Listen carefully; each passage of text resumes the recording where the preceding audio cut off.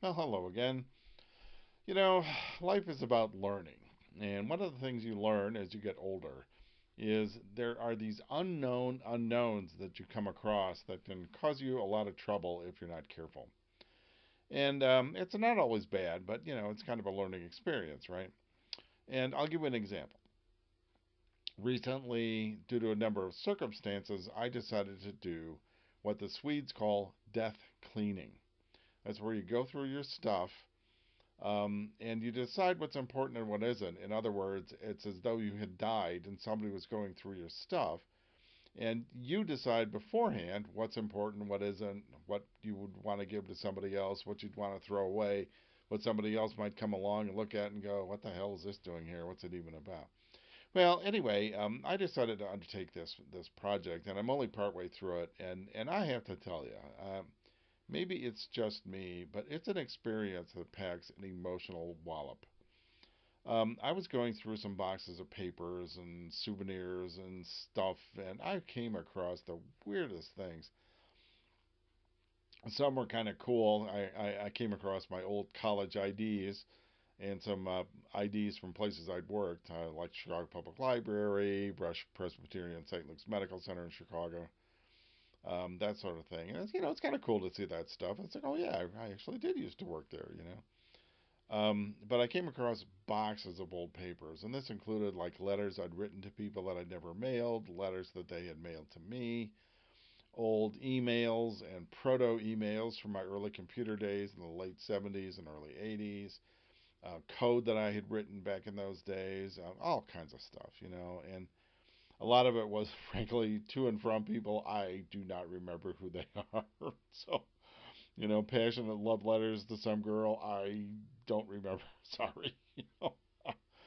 But other stuff took me back. Like there were some certificates, awards that I had won for public speaking my senior year of high school.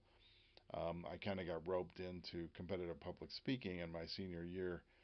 I competed in 8 tournaments and won 6 awards, one first place, three second place, and two third place. Anyway, not that that's here nor there, but I'd kind of forgotten I'd won that many. I have a trophy from my one first place, and oh well. Anyway, but it's just I was surprising how emotional it was for me to go through and find this stuff. I found the boarding pass from the first airplane ride I ever took back in 1974. I found menus from restaurants that I frequented for big dates, maybe 45 years ago. I don't know, but that kind of stuff. And I was just really surprised. And I think one of the worst parts of it is I started sorting this out and separating it into different piles. I threw away a lot of stuff. If you're some girl who wrote me a love letter back in the early 80s, I'm sorry, it's gone. But anyway, for the career stuff. The career stuff was in some ways the hardest because I looked at it and I'm like, my God, I had a career of almost 40 years. I worked at stuff, I did a lot of stuff, some pretty exciting projects, some that weren't so exciting. But is is this it? Is this all that's left of a 40-year career? Is just a pile of some documents, in the middle of my living room floor, about to go into the recycling bin? And I guess, yeah, in a lot of ways it is. Although I have to say I came across quite a few letters of commendation and that I'd forgotten I'd received. Um, and it was kind of neat to see that. And I've still got some stacks of old emails I need to read through. It's nice comments from people. I don't remember who they are, so I don't remember the projects. It's just you know life comes and goes, right?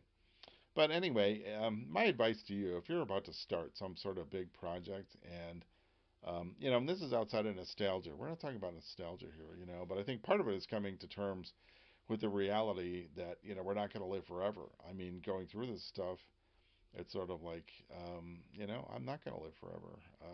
I don't know if the stroke shortened my life expectancy or not, but, I'm only a year younger than my dad was when he passed away, and I wonder, am I going to outlive him? That sort of thing. So anyway, but just going through this experience was very emotional and so upsetting in some ways. A little bit amusing, but rather upsetting. So, have you done something like that? Has going through some old stuff caused you to, I don't know, examine your life or feel something? I look at some of the pictures of old pets that I had to put to sleep, maybe 20, 25, 30 years ago. And it still hurts. I miss them. I loved. I lived alone a long time, and my pets were kind of my life. And I miss them and I love them. And it's kind of sad to see pictures of them and that. So anyway, if you got anything to compare that with, I'd like to hear about it. So anyway, thanks for watching, and I will see you in the next video.